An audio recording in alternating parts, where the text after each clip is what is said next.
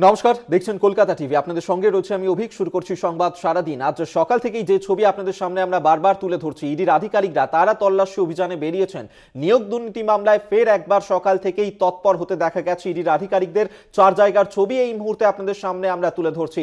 Ideal ভিলায় সেখানে ইডির আধিকারিকরা সকাল 6:45 নাগাদ সেই সময় পৌঁছে যান। একই সঙ্গে বাকি আরো 3টি জায়গা প্রাইড হোটেলে, সেখানেও ইডির আধিকারিকরা রয়েছেন। তল্লাশি অভিযান জারি রয়েছে।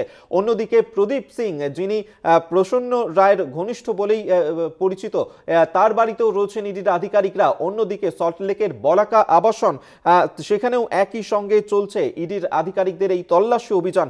মোট 6 জায়গায় শহর জুড়ে এই তল্লাশি অভিযান চালাচ্ছেন ইডির আধিকারিকরা।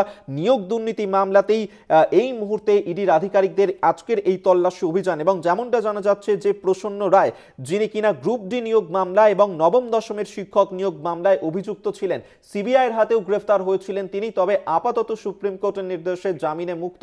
এবং সেক্ষেত্রে তারই যে একাধিক ফ্ল্যাট রয়েছে, সেই সমস্ত ফ্ল্যাটে তার অফিসে, সেখানেও তল্লাশি অভিযান চালান। অফিসের কর্মচারীদের সঙ্গে কথা বলেন ইডির আধিকারিকরা।